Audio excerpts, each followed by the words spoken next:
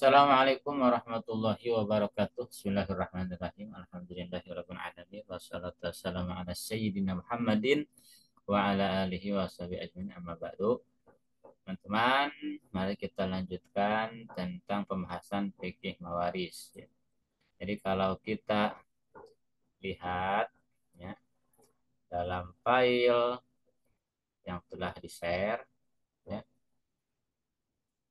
di situ kalau kita lihat SAP ya, sekarang itu warisan hamlu. Hamlu itu adalah, bukan hamlu, unsa. Unsa itu adalah orang yang memiliki dua alat kelamin. Atau disebut kalau bahasa kita waria, wanita pria. Disebut wanita bisa, disebut pria bisa. Sebab dia memiliki dua alat kelamin. Beda dengan bencong. Kalau bencong itu jenis kelaminnya laki-laki sebetulnya. Cuman psikologinya atau sifat-sifatnya seperti perempuan.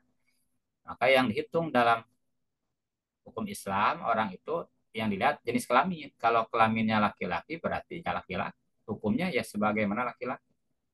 Kalau jenis kelaminnya perempuan, maka ya dia hukumnya perempuan. Nah, kalau unsa ini ada dua alat kelamin. Disebut laki-laki bisa, disebut perempuan bisa. Maka itu bagaimana cara menentukan warisannya. Kalau unsanya sudah besar, unsanya sudah besar, maka itu mudah saja. Kalau unsanya sudah besar, berarti lihat ciri-ciri atau sifat-sifat yang dominannya. Kalau unsanya sudah besar itu kan mudah ya. Misalkan dari segi fisik kan beda. Dari segi fisik, misalkan perempuan itu eh, apa cantik gitu ya, kulitnya lemas gitu. Kalau laki-laki ada kumisnya, ada janggutnya. Jadi lapad hunsa berwajan pula berasal dari lapad al-hansu. Al-hansu bahasa artinya lemah atau pecah. Bentuk jamaah adalah hanasa. Bagaimana hanya lapad hubla, bentuknya adalah habala. Wanita-wanita yang mengandung hubla itu. Kalau hunsa adalah secara bahasanya lemah. Karenanya dalam hadis sahih dikisahkan bahwa Rasulullah SAW bersabda Allah Subhanahu wa taala melaknat laki-laki yang menyukai wanita dan wanita yang menyukai laki-laki. Jadi kalau bencong, bencong itu kan laki-laki sebetulnya cuman sifatnya seperti wanita gitu. Itu nggak boleh. Atau wanita tomboy seperti laki-laki itu nggak boleh dilaknat. Adapun yang dimaksud hunsa di sini adalah seorang dari semenjak lahir tidak memiliki alat kelamin, baik kelamin laki-laki maupun kelamin perempuan. Atau orang yang memiliki alat kelamin laki-laki dan kelamin perempuan sekaligus. Bahasa biologinya hemafrodit gitu ya. Kalau muskil itu yaitu sulit ditentukan laki-laki perempuannya karena punya dua alat kelamin. Kenapa sulit? Karena masih kecil gitu ya. Nah, kalau sudah besar itu tentunya mudah. Ada cirinya kan, kalau laki-laki kencingnya pada zakat, berjenggot, ya, menyukai perempuan, suaranya seperti suara laki-laki gitu.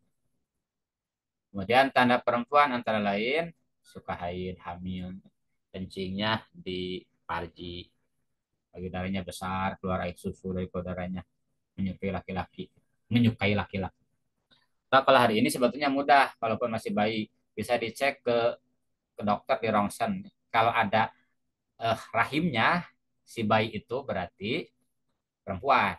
Sebab yang punya rahim adalah perempuan. Nah, seandainya ada seorang meninggal, kemudian salah satu anaknya ada yang unsa, masih bayi. Kalau ditunggu sampai balik, ini khawatir hartanya keburu habis atau ahli waris yang lain sangat membutuhkan warisan itu. Kalau ditunggu sampai balik kan lumayan lama. Maka boleh warisan itu dibagikan hari ini juga. Caranya dibuat dua takbiran. Yang pertama si unsa ditakdirkan laki-laki, nah itu nanti bagaimana surahnya, gambarannya. Yang kedua si unsa takdirkan perempuan. Contoh, ada seorang meninggal dunia, ya, kemudian ahli warisnya dia punya suami, punya ibu, punya saudari seibu. Ya. Jadi kalau si Hunsa ditakdirkan laki-laki dan perempuan itu sama warisannya, yaitu nggak ada masalah, udah saja beres. Seperti si Hunsanya itu adalah saudara seibu, masih bayi. Kan saudara seibu mah sama, mau laki-laki perempuan sama saja. Kalau sendiri seperenam, kalau lebih satu, saudara seibu itu sepertiga. Cuman syaratnya tidak ada yang menghalanginya, tidak ada yang menghijab. Terhijabnya oleh siapa saudara seibu? Oleh ayah, oleh kakek, kakek dari ayah, oleh far'ul mayit. Walaupun far'ul mayit perempuan, far'ul mayit itu anak atau cucu si mayit. Jadi kalaupun oleh anak perempuan, tah saudara seibu mah terhalang. Di sini contohnya suami, ibu, dan saudara seibu. Unsa misalkan. Nah, suami karena tidak ada anak setengah, ibu sepertiga, si unsa, saudara seibu ini seperenam. Kalau ditakdirkan laki-laki seperenam sama, takdirkan perempuan seperenam. Maka ini anggap beres. Nah, kemudian yang kedua, bagaimana kalau si hunsa itu ditakdirkan laki-laki dan perempuan itu berbeda? Berarti si hunsanya teh statusnya terhadap si mayit adalah anak perempuan, anaknya. Contoh, orang meninggal, akhirnya istri, kemudian ada anak, anaknya hunsa, masih bayi, artinya punya dua alat kelamin. Kemudian meninggalkan paman, ya, amun, saudaranya bapak.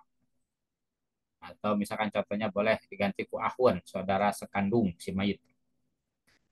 Istri karena ada anak, warisannya seperdelapan. Kemudian si anak hunsa, nah, ditakdirkan yang pertama, takdirkan perempuan. Berarti bintun di sini. Kalau bintun sendiri setengah warisannya. Kemudian paman asobah sisanya. Ada purut, purutnya bagian. Seperdelapan dan satu per dua. Angka yang terkecil yang bisa dibagi delapan dan dua adalah angka delapan. Ini namanya asal masalah atau KPK. Kelipatan persekutuan terkecil. Jadi angka yang bisa dibagi seperdelapan dan setengah, yang terkecil, yang pas itu adalah delapan. Seperdelapan dari delapan, satu, setengahnya empat. Satu tambah empat, lima, asobah sisanya tiga. Kalau ditakdirkan si hunsanya perempuan. Kedua, yang ditakdirkan laki-laki. Kalau ditakdirkan laki-laki berarti istri atau jawajah tetap seperdelapan tidak ada anak. Kalau si anaknya ditakdirkan laki-laki berarti ada ibnun. Nah, ini asobah ibnun. Paman mahjub terhalang oleh ibnun. Terhalang. Asal-masalnya 8, seperdelapannya 1, sisanya 7. Si paman terhalang 0. Nah, dari dua takdiran ini, ya, kemudian pas dikasih bagian terkecil. Jadi karena ini tamasul, ya, asal masalah pertama 8, asal masalah kedua 8, ini namanya tamasul. Kalau tamasul mudah. Maka, ya, asal masalah keseluruhannya adalah 8. Kemudian masing-masing ahli waris dibagi bagian yang terkecil di antara dua takdiran itu, akalun nasibain. Istri, kalau si anak ditakdirkan laki-laki dapat satu dari 8. Kalau takdir perempuan juga sama, satu dari 8. Jadi sama kalau si istri, ya. Berarti isi itu satu. Kalau hartanya 8 miliar, 1 miliar, udah beres. Nanti anaknya laki-laki, tetap si isi masih per 8, 1 miliar. Kalau udah 8 miliar. Anaknya perempuan misalkan si Kunsa itu, tetap si isi masuk per 8. Jadi beres. Dan anak Hunsa, kalau ditakdirkan laki-laki berarti dapat asobah, sisanya 7 miliar. Kalau ditakdirkan perempuan berarti dapat setengahnya dari 8, 4 miliar. Jadi yang terkecil adalah 4. Kasih dulu 4 miliar. Kemudian si paman, kalau ditakdirkan si hunsanya laki-laki, berarti paman terhalang oleh ibnu, nol, nggak dapat. Kalau si hunsa ditakdirkan perempuan, berarti paman dapat 3 miliar tuh, ya, yang ini. Maka dari 8 miliar itu terbagikan, bisa dibagikan hari ini juga untuk isi 1 miliar. Itu mah beres isi mah. Sebab kalau si hunsa laki-laki perempuan pun isi mah tetap seperdelapan. Kemudian kalau si hunsa, takdirkan dulu si hunsa ini perempuan nanti setelah balik. Berarti setengahnya di 8, 4 miliar. Kemudian untuk paman jangan dulu dikasih. Sebab khawatir nanti ketika sudah besar si hunsa itu laki-laki. Kalau si hunsa laki-laki maka Yang 3 miliar itu diberikan ke si Hunsa itu. Sebab posisinya berarti Ibnu dapat 7 miliar. Kalau sifat-sifat yang dominan setelah besar itu perempuan, berarti yang 3 miliar itu buat si paman. Itu contoh Hunsa. Bagaimana kalau sebelum balik si Hunsa itu keburu meninggal, gitu ya. Sebelum balik si Hunsa itu keburu meninggal. Gitu. Makanya hari ini sebetulnya mudah, bawa saja ke mana ke laboratorium, dicek di rongsen apakah si Hunsa ini ada rahim atau tidak. Kalau ada rahim berarti perempuan. Jadi kalau dari masih kecil juga sudah bisa dilihat sebetulnya si bayi ini dua alat kelaminnya dua. Cuman kalau kencing itu suka di hasafahnya gitu. Di jenis kelamin laki-lakinya berarti kemungkinan besar si bayi ini laki-laki. Oh, kencingnya senantiasa di parjinya berarti ini kemungkinan besar perempuan. Nah, ini mah kadang-kadang di hasafah, kadang-kadang di parji. Nah, ini cari lagi kemungkinan-kemungkinan lain. Itu kalau tamasul. Sekarang kalau ditakdirkan di antara dua tahun itu adalah tadahul. Artinya kalau ditakdirkan perempuan dan laki-laki itu beda asal masalahnya. Contoh, seorang menikahkan ibu, ahli warisnya ya, kemudian satu anak perempuan, kemudian ada anak lagi, cuman unsa. Jadi anaknya dua. Yang satu mah normal perempuan, yang satu unsa. Kemudian meninggalkan paman. Maka untuk ibu seperenam karena ada anak ibu umun. Nah, kemudian kalau si Hunsa ditakdirkan laki-laki, berarti ada Ibnun. Nah, jadi Asobah bin Nafsi, anak perempuan terbawa Asobah, Asobah bil Goyer. Jadi bintun Asobah bin bil Goyer, Ibnun Asobah bin Nafsi. Si paman mahjub terhalang. Ada purun seperenam saja berarti asal masalah 6. Seperenam dari 6 satu, ya, ini saham si ibu, saham satu. Kemudian sisanya 5. Ini saham si anak laki-laki dan si hunsa. Jadi 5 berarti kalau laki-laki dapat 2 bagian, berarti 5 ini dibagi 3 agar pas gitu ya. Itu kan si saham anak perempuan dan anak si hunsa ini kan asobah ya, kan laki-laki 5 5 ini dibagi untuk 2 orang dibagi 3. Cuman karena laki-laki dapat 2 kali lebih besar. 5 dibagi 3 tidak pas, maka ditasih. Dikalikan saja 3 semuanya. 1 kali 3, 5 kali 3, dan asal masalahnya 6 kali 3. 18 asamahnya salah ditasih. 1 kali 3, 3, 5 kali 3, 15. Sayang 15 ini untuk siap bintun anak perempuan dapat 5. Untuk si Hunsa ditakdirkan anak laki-laki dapat 10. Kemudian kalau ditakdirkan si Hunsa ini adalah perempuan, ya berarti ibu 1/6, anak perempuan, dan anak Hunsa tekan perempuan, berarti anak perempuannya jadi 2. Ya, 2/3. Paman asobah. Asal masalah 6. 1/6 dari 6, 1. 6 dibagi 3, 2. 2 kali 2, 4. 4 tambah 1, 5. Sisanya 1. Ya. Jadi 6. Jadi pasnya kalau ini kan 4 untuk 2 orang, masing-masing dapat 2. Jadi sahamnya 4 dibagi 2 ya 2. Nah tadi sebelum ditasikan ini dibandingkan 6 ya. Nah, ini masih kena 6 dan 6 ini masih kena tamasuk sebetulnya ya, bukan tadahul. Jadi ini juga mudah anggap beres. Kemudian masing-masing bagian ahli waris kasih bagian terkecil. Oh, kalau ini berarti nah keterangannya sini ya. Asal masalah pertama 18, asal masalah kedua 6. 18 dan 6 nisbatnya ini tadahul. Kalau tamasum kan sama 6 dengan 6 gitu. Kalau ini mah eh, beda angkanya ini mah. Yang pertama mah 18, yang ini ya. Kalau yang ini kan 6 gitu. Nah, 6 dan 18 ini tadahul. Tadahul itu angkanya beda, tapi angka yang kecil bisa dimasukkan ke angka 18. Dikali saja 3. 6 kali 3 kan 18.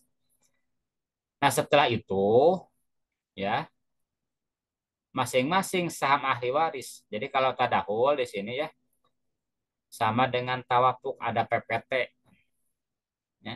Nah, ini kan udah dalam bab isbatul furud. Ada pembagi selain dari angka satu yang bisa dibagi oleh 18 dan 6. Berapa? 3. Nah, masing-masing saham ahli waris dari masalah pertama ini apa namanya? Bentar. Nah, ini ada penjelasannya ya. Maka untuk mencari asal masalah keseluruhannya, ambil angka yang terbesar, berarti angka 18. Jika si unsa laki-laki, maka bagian ibu seperenam dari 18 sama dengan 3. Sisanya 15 dibagi 3 untuk unsa dan anak laki-laki. Maksudnya unsana ditakdirkan anak laki 10, berarti anak perempuan 5. Jika si unsa ditakdirkan perempuan, maka bagian ibu seperenam dari 18 3, tetap nggak ngaruh kan. Ibu tetap 3. Si unsa ditakdirkan anak perempuan dan anak perempuan 2 per 3 12. Untuk unsa 6, untuk anak perempuan 6, untuk paman asobah sisanya 3. Jadi akulunasi bandnya berarti si ibu mah berarti sempurnakan dan tetap mau anaknya nanti unsa itu laki-laki atau perempuan tetap seperenamnya, berarti kalau harta 18 juta si ibu tuh 3 juta warisan udah beres. Nah untuk si hunsa, si anak perempuan ya kalau ditakdirkan laki-laki kan dapat 5 nih anak perempuan, kalau ditakdirkan perempuan si hunsanya bintunya 6 tuh. Berarti yang terkecil 5. Maka si bintun kasih dulu 5. Dan nanti khawatir si hunsanya teh laki-laki. Jadi kasih dulu 5. Setelah gede teh si hunsa teh ternyata laki-laki. Kan tadi 18 dikurangi bagian ibu 3 ya. Dikurangi bagian bintun 5. Jadi 5 jeung 3 8. 18 kurangi 8 10. Nah, yang 10 simpen. Simpan misalkan di bank syariah atau di orang yang bisa dipercaya, simpan. Tunggu sampai si hunsanya gede. Dan itu si hunsanya itu laki-laki, maka yang 10 juta itu langsung diberikan kepada si hunsa. Nah, kalau si hunsanya itu ditakikan perempuan, maka si hunsa dapat 6. 10 dengan 6, yang terkecil adalah 6, maka si hunsa kasih dulu 6. Kalau hartanya 18 juta ya, berarti bagian terkecil masing-masing, ibu mah tetap 3. Namun dari 18 juta berarti dapat 3 juta. Si bintun anak perempuan, takdirkan si hunsanya laki-laki dapat 5, takdirkan perempuan hunsanya dapat 6, berarti kasih dulu 5 si bintun. Si hunsa takdirkan dulu dia perempuan dapat 6. Jadi yang terbagikan adalah 3 bagian ibu, 5 bagian bintun, dan 6 bagian hunsa. 3 tambah 5, 8 tambah 6, 8 tambah 6, 14. Sisanya 4 berarti dari 18 juta itu. Nah, yang 4 juta itu simpan sampai jelas si hunsa itu. Seandainya si hunsa itu laki-laki, maka yang 4 itu langsung diberikan kepada si hunsa. Jadi kan dapat 10, baru 6, tambah 4 jadi 10. Seandainya si hunsa itu ternyata perempuan, maka yang 4 juta itu ya dikasih bintunkan 1 juta, dan tadi baru dapat 5 kan? Dapat 5 kan? Ternyata si hunsa itu perempuan, berarti yang 4 juta itu diberikan ke bintun 1 juta, jadi 6 juta kan? Si hunsa berarti sudah beres 6 juta, yang 3 juta untuk paman. Jadi secara mudahnya ya, untuk membagikan warisan punsa itu lihat saja sifat-sifat yang dominan. Kalau sifat-sifatnya seperti laki-laki, maka warisannya seperti laki-laki. Kalau sifatnya seperti perempuan, maka warisannya pun seperti perempuan. Kalau masih bayi, hari ini sebetulnya mudah, bawa saja ke lab, nanti diperiksa apakah bayi ini ada kantung rahim. Kemudian dokter mah apaleun? Oh, ada rahimnya, berarti ini perempuan. Apalagi ada indikator yang lebih meyakinkan, kencingnya diparji terus, diperintahkan mah cara kencing, berarti ini kemungkinan besar perempuan. Kalau tidak ada rahimnya dan kencingnya di hasapahnya, di kelamin laki-lakinya berarti kemungkinan besar ini laki-laki. Jadi hari ini sebetulnya lebih dipermudah dengan adanya alat teknologi. Bagaimana kalau dalam dirongsen teh ternyata ada rahimnya, tetapi kencingnya keluar dari hasapahnya. Kalau diyakini bahwa ini ada rahimnya, ini pasti perempuan, pasti perempuan. Kalau belum yakin, mah di sini ada makanya ya ulama Imam Abu Hanifah kata khunsa diberikan bagian terkecil dari dua perkiraan laki-laki dan perempuan. Sedangkan ahli waris lain diberikan bagian terbesar dari dua perkiraan laki-laki dan perempuan. Ini kalau memang khunsanya sebelum balik ya keburu meninggal gitu ya. Kalau dia hidup sampai balik mah ya takdirkan saja seperti tadi.